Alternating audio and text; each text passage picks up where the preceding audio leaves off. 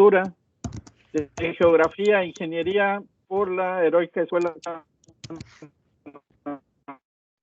Es ingeniero naval mecánico, igualmente Heroica Escuela Naval Militar. Hizo una especialidad en sensores remotos en la National Astronautic Space Administration allá en Houston. Tiene una maestría de oceanografía por Texas A&M University en College Station, Texas, y un doctorado igualmente en oceanografía por Texas A&M University en College Station, Texas. Sin más preámbulo, vamos a ver un bonito video que nos compartió el doctor Alberto y después le cedemos la palabra. Sí, no me dio nada.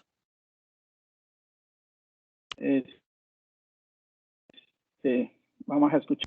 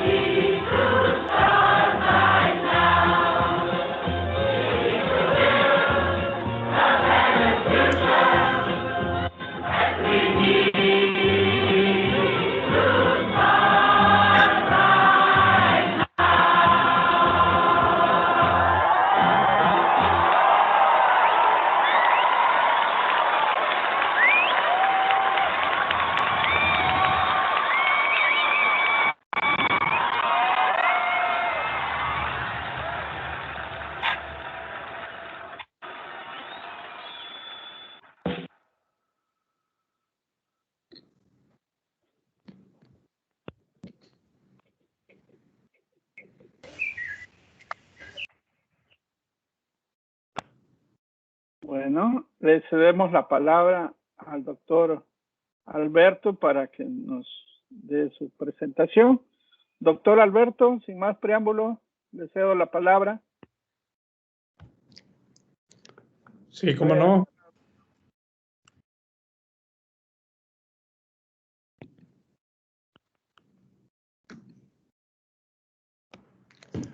Muy buenas tardes. Esta presentación tiene como valor poder viajar en el tiempo y en el espacio dentro de nuestro planeta Tierra.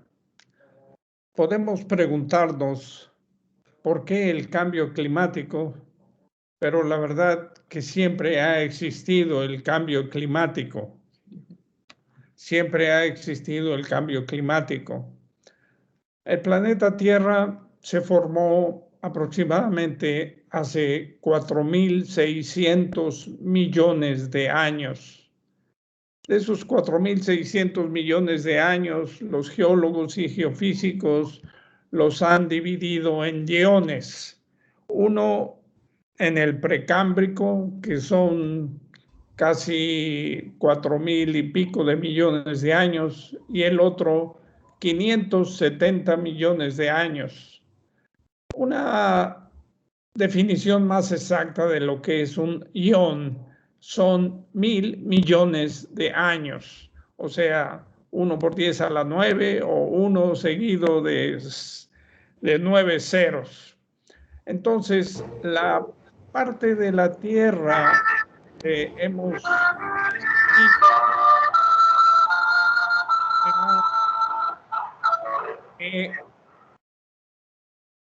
al principio yo tenía conocimiento que el océano tendría una edad de unos 3.000 millones de años, pero resulta que no, que es mucho más, 4.300 millones de años. El océano debía de ser el nombre de nuestro planeta, pero vamos a cambiar y vamos a ver cómo ha modificado su superficie este planeta a lo largo de los últimos millones de años. Podemos tener aquí, gracias a National Geographic, una idea muy interesante de lo que es ya hace escasos 600 millones de años, donde el océano total era el océano Pantalásico. Panta, se acuerdan ahorita de la pandemia, del Panamericano, etcétera. Y Talásico es los mares, los océanos. Entonces, esto sería como el gran océano que teníamos en la Panotia, donde todas las partes terrestres están de izquierda a derecha: Australia, América del Norte, América del Sur, el Congo, China.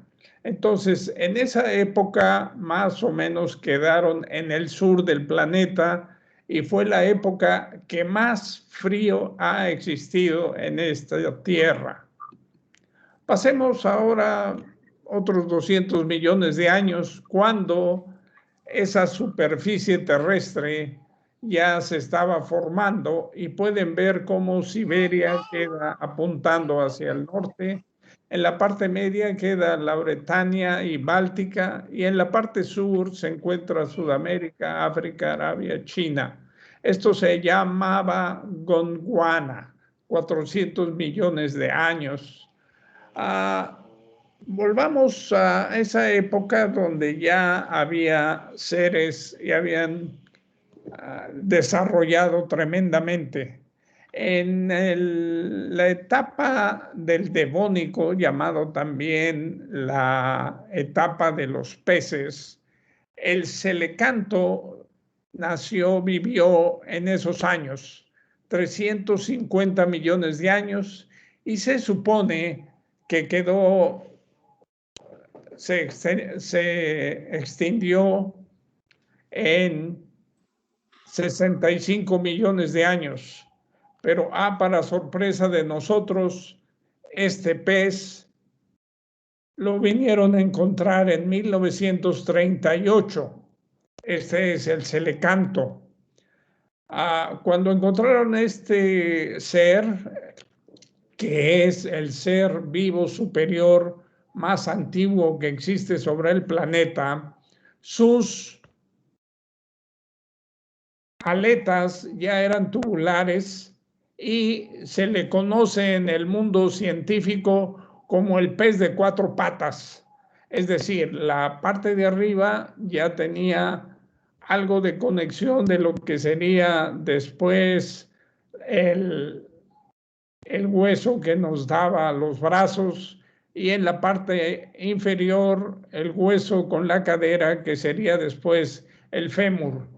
Este ser se localizó y se supo allá en el suroeste de África, y no fue hasta 1958 donde volvió a aparecer nuevamente y se le dio toda la importancia. De esa época hasta este siglo, más de 2000, se ha formado una asociación de más de 9 países y otros tantos científicos, y lo han estudiado en gran forma. Su tamaño normal es más o menos de unos 50, unos 70 metros y pesa 80 kilogramos. Pero su cerebro es escaso una milésima de gramo, muy pequeño el cerebro. Ahora bien, este celecanto ha sido realmente donde empiezan a formarse todos los demás seres que son las aves, los reptiles, los mamíferos. Es realmente un ser excepcional. Bueno, vayámonos ahora a 250 millones de años. Vean ustedes cómo ya el océano Pantalásico ya está dividido. Todavía en la parte derecha inferior tenemos el océano de Tetis, que posteriormente sería lo que llamamos Mediterráneo o lo que queda de él. Aquí se ve perfectamente cómo está América del Norte y América del Sur, acoplados junto con África.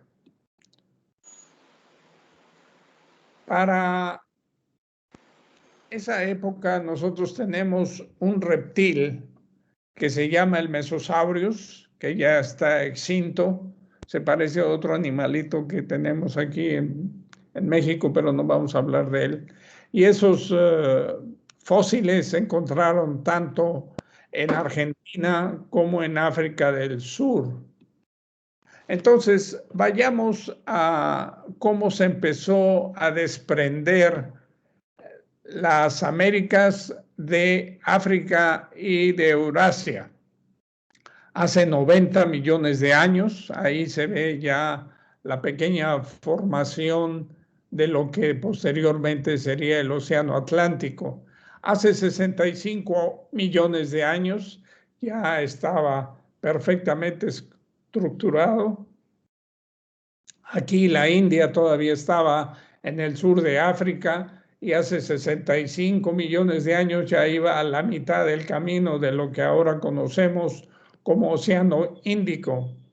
Vayamos a hace 18,000 años, prácticamente la edad en que estamos, que fue la última glaciación. Vean cómo está América del Norte y toda Europa llena de hielo. Entonces, la superficie del mar estaba mucho más abajo. Aquí tenemos la época presente, tal como la conocemos, y National Geographic hace una extensión de lo que pasará dentro de 50 millones de años.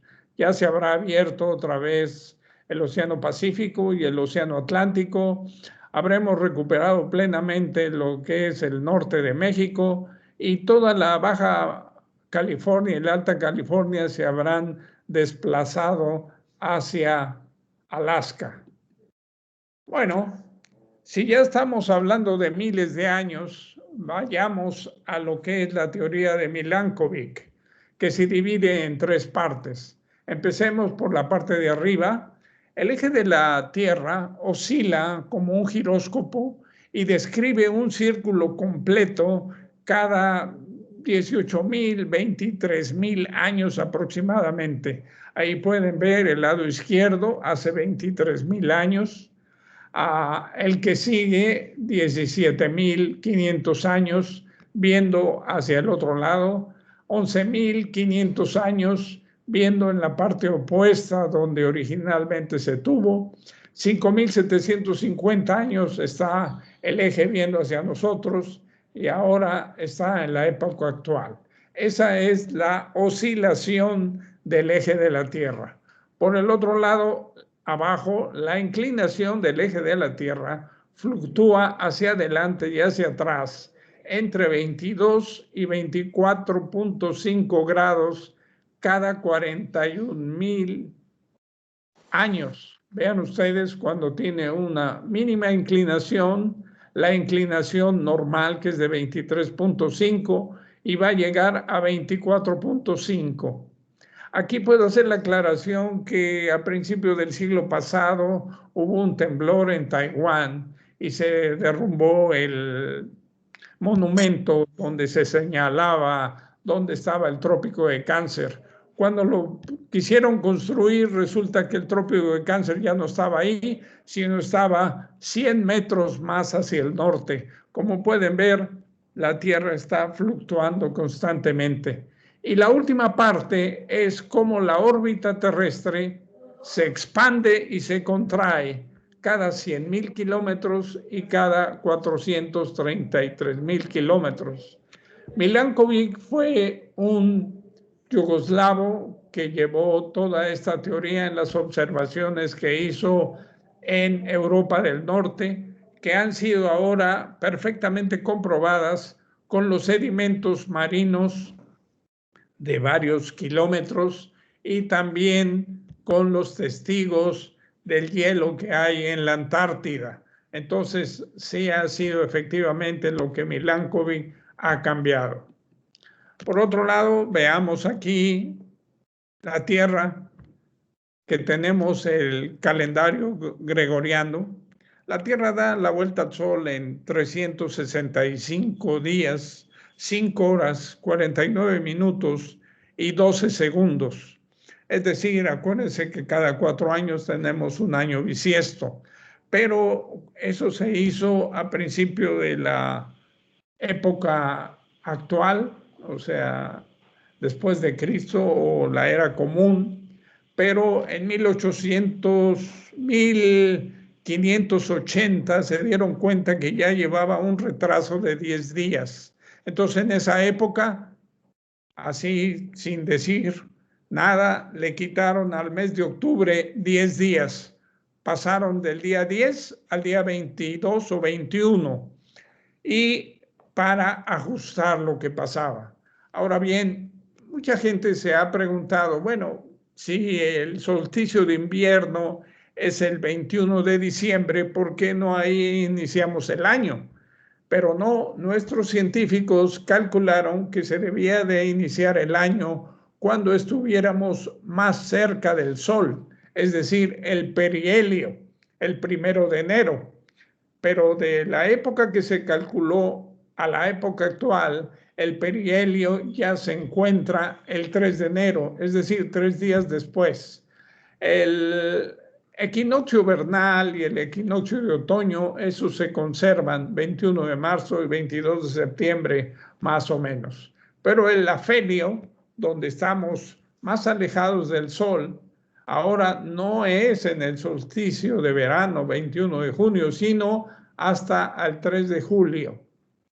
Esto da una idea muy clara de cómo todo está cambiando en la Tierra, en el sistema solar, en el Sol, en todo el universo. Vayámonos ahora a lo que es el norte del Océano Atlántico. Y aquí pueden ver del lado izquierdo la placa norteamericana y del lado derecho tenemos la placa euroasiática. En la parte del medio se nota ahí las grietas, volcanes, temblores, que es la cordillera centroceánica donde se van abriendo las placas tectónicas. Con estas imágenes muy interesantes, ilustrativas de National Geographic, se puede ver con detalle la parte central del Océano Atlántico y cómo la parte de la astenosfera va sobresaliendo sobre la corteza terrestre.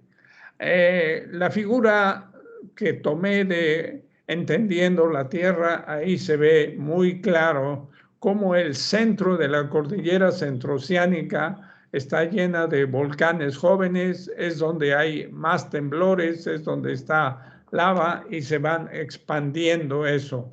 Eso corresponde a lo que sería agrietándose, desparramándose a lo largo de la cordillera, el centro oceánico del Atlántico. Existe esta cordillera de montañas donde se concentran volcanes y temblores. Para entender bien lo que nos pasa en los continentes, podemos ver la extensión de la parte terrestre. Dentro del océano tenemos lo que es la plataforma continental y la extensión donde ya baja a gran profundidad. También esta ilustración magnífica de National Geographic. Dentro de la parte terrestre, hasta donde está ya el manto, el continente tiene aproximadamente de 30 a 35 kilómetros de espesor.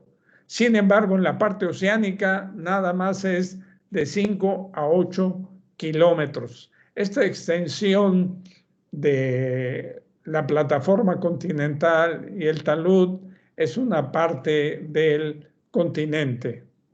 Aquí vemos América del Norte, el Océano Atlántico, y la parte café. Se puede notar que cuando estaban las glaciaciones, lo que era la plataforma continental era una pradera donde se tenían todo tipo de animales. Es decir, existían mamíferos, mamuts, otros animales en esa gran pradera. Hace 11.000 años ya había recorrido varios kilómetros ganando terreno el océano, y lo que vamos a tener más o menos dentro de unos 15.000 años, el nivel del mar estará a 200 metros arriba del actual si el agua se forma y se queda todo en los polos, haciendo que desaparezca todo Florida, todo Mayport, todo Filadelfia, Nueva York, todo Veracruz, Boca del Río. Así que si quieren tener costa tendrán que irse allá a... Pero Jalapa. No, menos, allá donde sería Palomacho, todo eso. El nivel del mar aumenta en un promedio más o menos de 3 a 6 milímetros por año. Así que apúrense para ir a la playa aquí. Ahora, aquí viene esta parte un tanto científica, pero decidí ponerla porque habla de vorticidad potencial. Ahí tienen ustedes la fórmula F entre ρ por la parcial de ρ entre ds. ¿Pero qué significa esto? Vorticidad quiere decir giro. Es nada más lo que rota, lo que gira. Un trompo gira, tiene vorticidad. Cuando vemos un lavabo y el agua se va al orificio, empieza a girar y tiene vorticidad.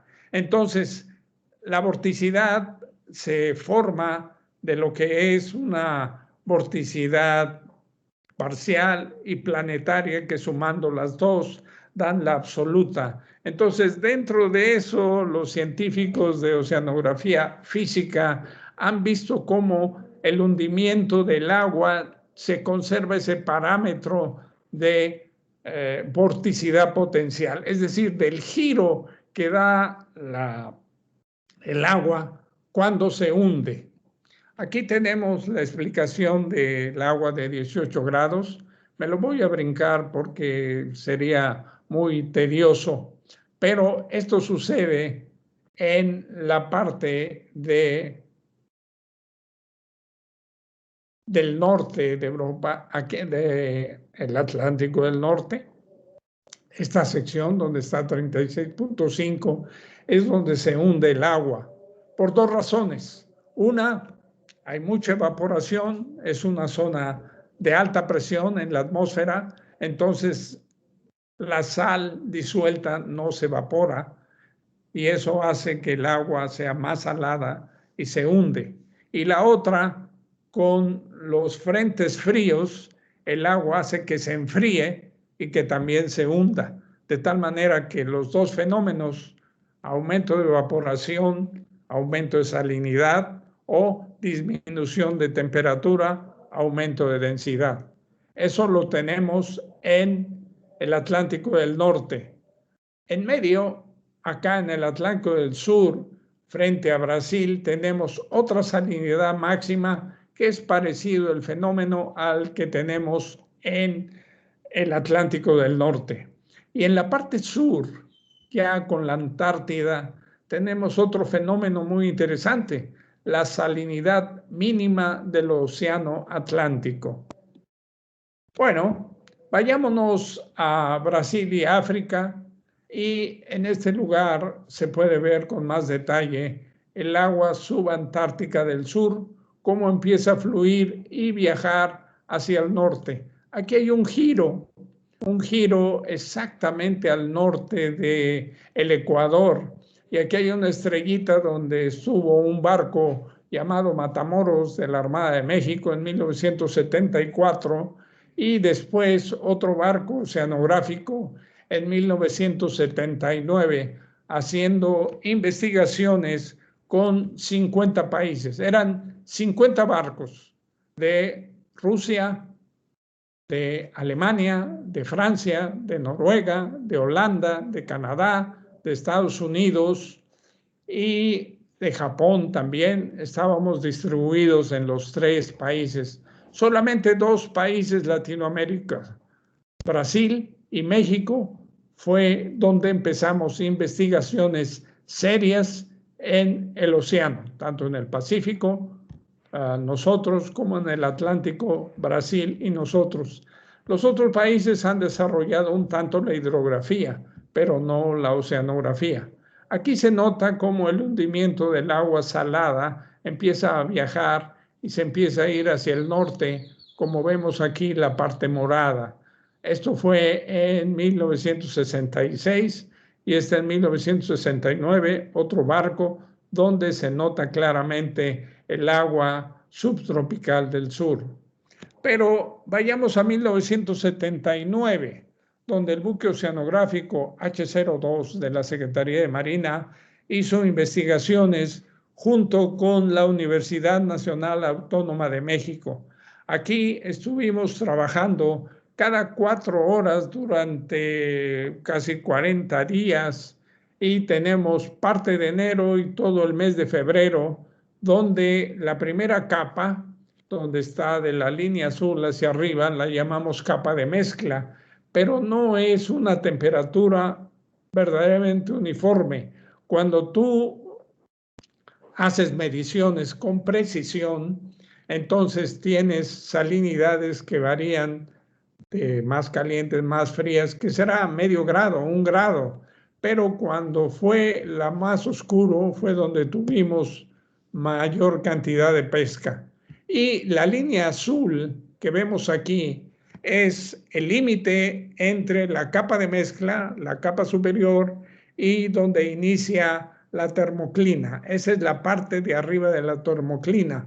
Pero vean ustedes estas olas, estas sobre todo, tienen más de 70 metros de largo, pero el jefe de científicos estaba medio loco y vio con detalle que había variaciones. Le costó 9 años identificar plenamente cómo en la parte abajo de la termoclina había esta corriente fuerte. Uno pensaba y le hablaba uno al comandante que quitaran la bomba de trasiego y todo eso, y no era cierto. Lo que pasa es que cuando estábamos a esa profundidad, el STD, se notaba perfectamente la corriente del agua subtropical del sur. Pasaron 9 años ya viendo todas las imágenes como las que nos produce la NASA amablemente, de una manera muy amable. Tenemos del lado izquierdo donde está la luna nueva y del lado derecho donde está la luna llena. Cuando es luna nueva, la luna está entre el sol y la tierra. Y cuando es luna llena, la tierra está entre la luna y el sol. Entonces, me tocó a mí hacer esta investigación y entender.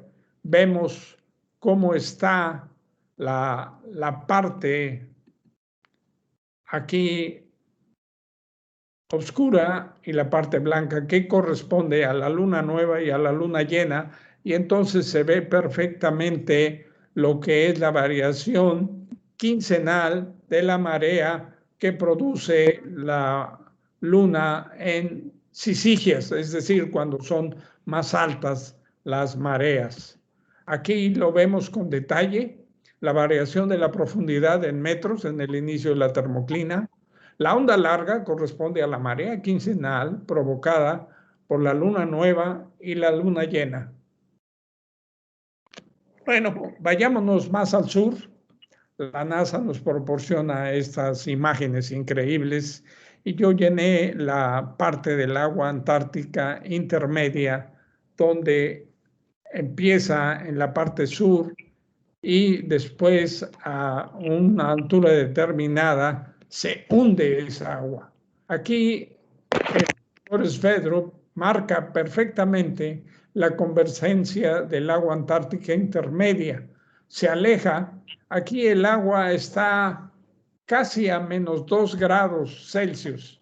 Y ustedes me van a decir cómo puede ser a menos 2 grados. Pues por la salinidad que tiene, no se ha hecho hielo, sino al contrario, se puede mover. Pero a medida que va hacia el norte, llega un momento donde entra en la convergencia de la Antártica y se hunde. Se hunde cuando más o menos tiene 4 grados Celsius a 6 grados Celsius y se hunde hasta encontrar su nivel, donde ya no puede ir más abajo porque las aguas más profundas son mucho más densas.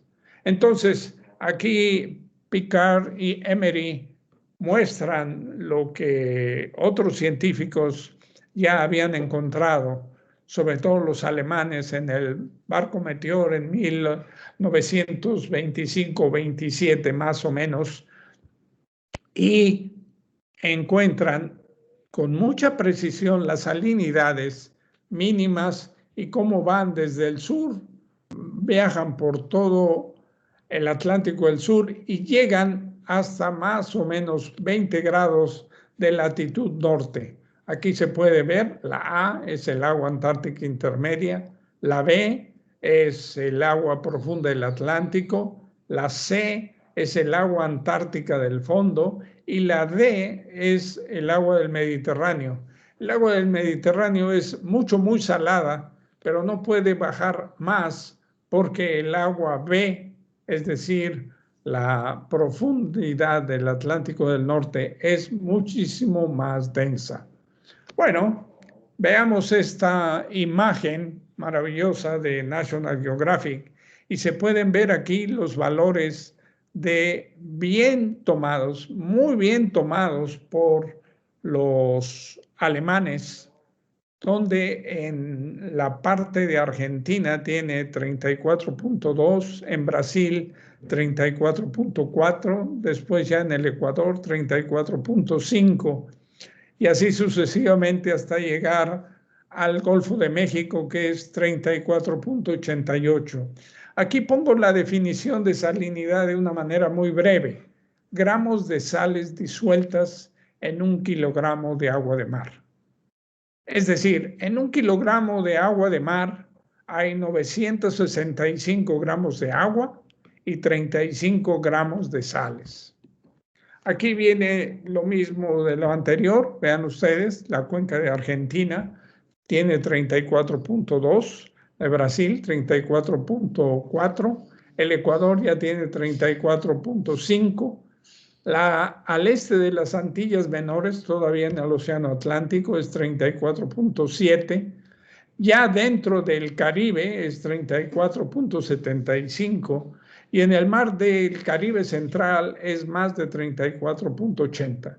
El canal de Yucatán tiene 34.86 y en el centro del Golfo de México tiene 34.88. Valores de salinidad muy bien tomados. Aquí vean ustedes, Nolan y sus colaboradores enseñan lo que es del lado derecho el Océano Atlántico, del lado izquierdo lo que es el Mar Caribe, como en la parte superficial de 50 a 200 metros de profundidad está el agua subtropical del sur. Ahí viene una parte muy roja donde es mucho más intensa. Es que parecen como si fueran borbotones que se hunden del agua, no es continua, sino son fluctuaciones que se tiene. Y el agua antártica intermedia está entre los 600 y los 1000 metros de profundidad y también va por todo el Mar Caribe hasta llegar al Golfo de México. Aquí tienen una reunión de muchos cruceros por el doctor John D. Cochran, desde el barco Atlantis, Aníbal, Atlantis, Crawford, Alaminos, Pilbur, Alaminos. Yo tuve la oportunidad de navegar en ese barco en 1968 para ver qué era lo que sucedía aquí. Vean ustedes, el agua que entra entre Cuba y la parte de acá es el agua que viene del Atlántico del Norte. Y esta, pues muy clarita, es la agua que viene del Brasil, la parte sur, y aquí ya se mezclan los dos. Ahora bien, acá lo que nosotros llamamos la corriente de Lazo ya es una combinación de las dos aguas muy saladas que vienen del norte y del sur del Atlántico. Y aquí el doctor Cochrane puede bien identificar lo que ya es un remolino anticiclónico. Bueno, volvamos a las cantidades de agua. El agua subtropical del sur de Brasil es 1.24. El agua de 18 grados que viene del Atlántico del Norte es 34.72. Sumando las dos serían un 5%. Pero el agua antártica intermedia es 73.71, es decir, la mayoría del agua que está dentro del océano, digo, del Golfo de México, es del Antártica intermedia. Ahora bien, aquí vean ustedes el Golfo de México, la corriente del Lazo, el remolino anticiclónico joven, el remolino anticiclónico viejo y el remolino ciclónico. Anticiclónico quiere decir que gira contrario a las manecillas es que gira en el sentido de las manecillas del reloj. El ciclónico gira sentido contrario a las manecillas del reloj. Esta imagen me fue proporcionada de una manera muy amable por la Marina de los Estados Unidos y tuvo la amabilidad de poner esto, TAMU, que quiere decir Texas A&M University, donde el doctor Escollado y mi persona obtuvimos los grados de posgrado. Yo me atreví a poner ahora el nombre de la Heroica Escuela Naval, donde soy egresado 2 veces, y de la Universidad Veracruzana, Instituto de Ingeniería, donde estuve trabajando por 24 años como académico y científico. Aquí ven ustedes el remolino ya enfrente de las costas de Tamaulipas, Veracruz, con esos valores más grandes de 36.5 unidades prácticas de salinidad o también partes por mil. Ahí ya están mezcladas las dos, el agua subtropical del sur y el agua de 18 grados. En la parte sur se ve, donde está muy fresco acá, los borbotones de agua menos saladas que salen de la laguna de Términos y pueden llegar hasta la mitad de lo que corresponde a la bahía de Campeche. Ahora bien, vámonos a más profundidad, de 700 a 800 metros de profundidad.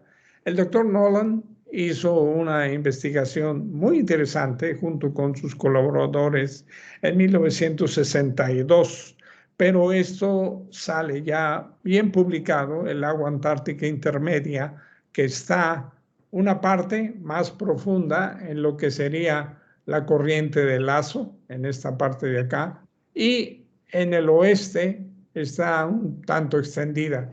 Aquí el doctor Nolan hace este dibujo muy interesante, cómo hay esta entrada de agua, pero en su escrito no menciona absolutamente nada.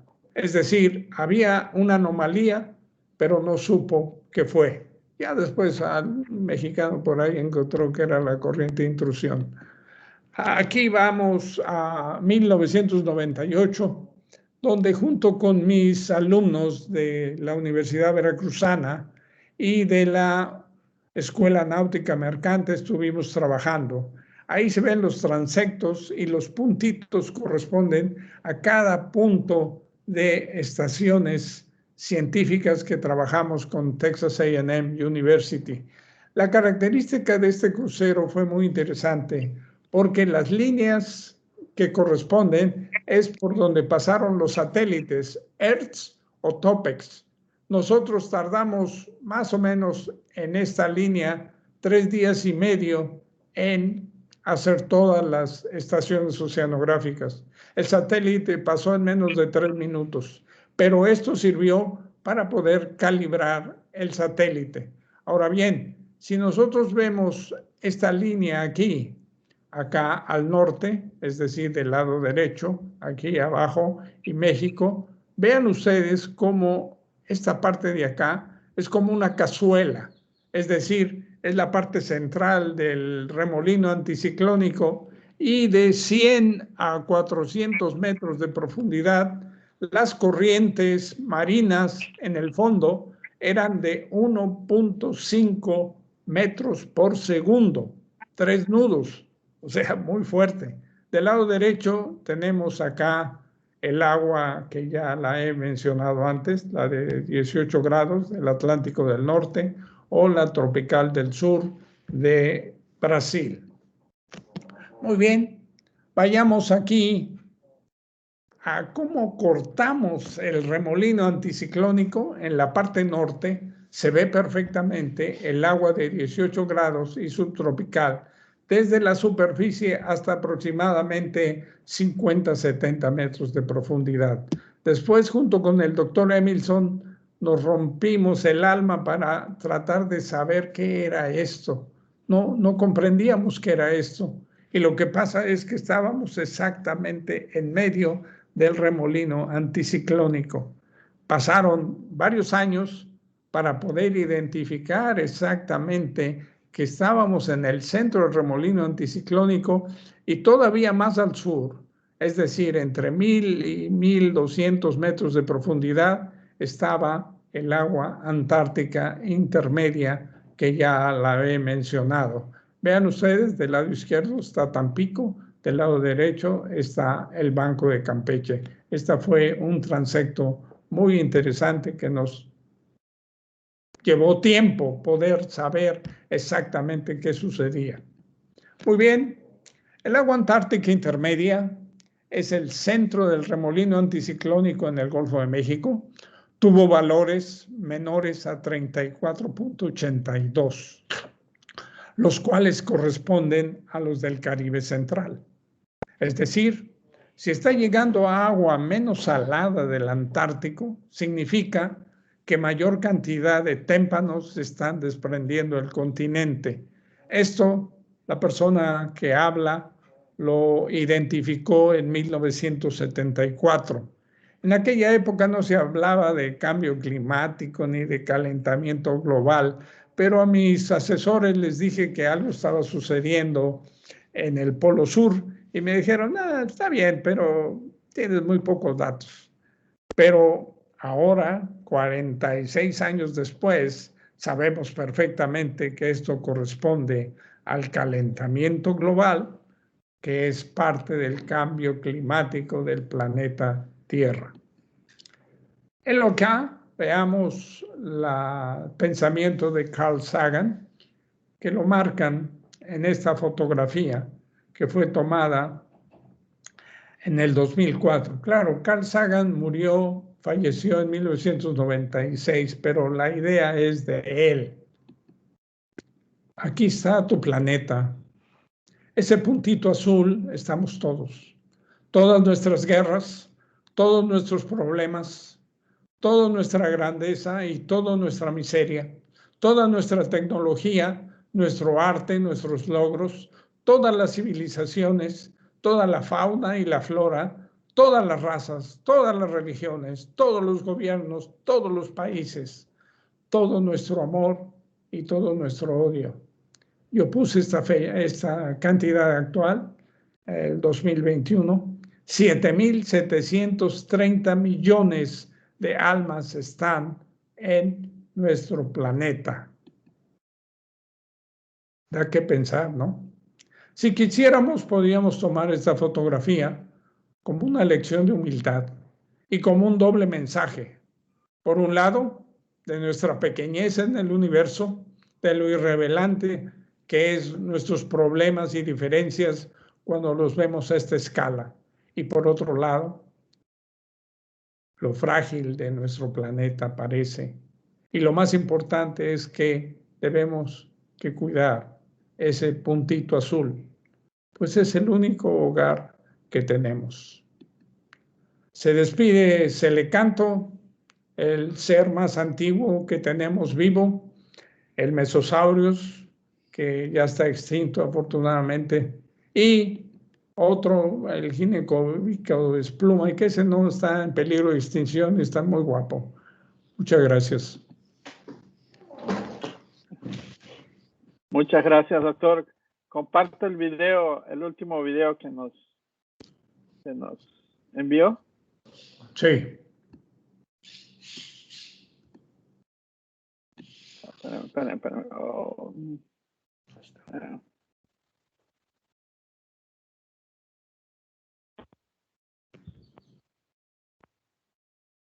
a poner el sonido. El productor de Windows. Usted me dice si lo ve. Sí, se ve perfectamente.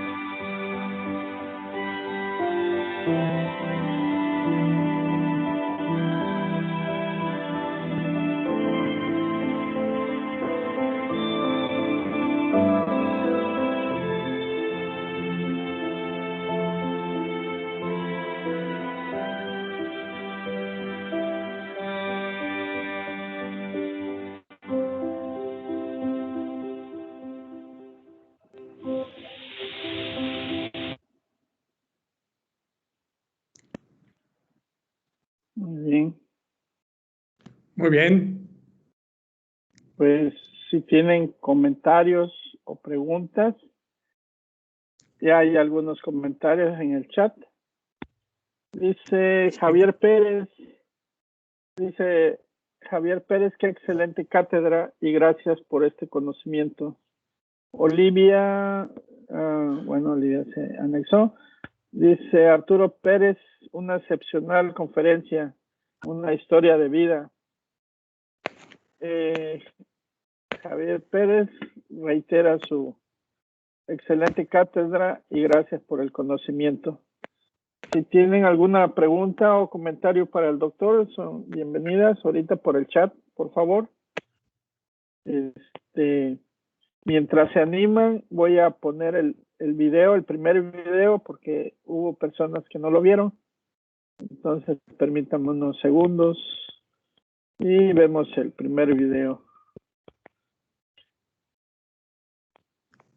¿Cómo estoy? Muy claro.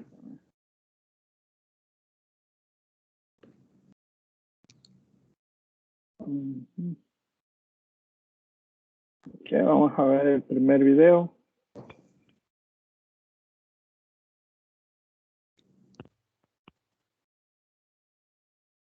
Okay.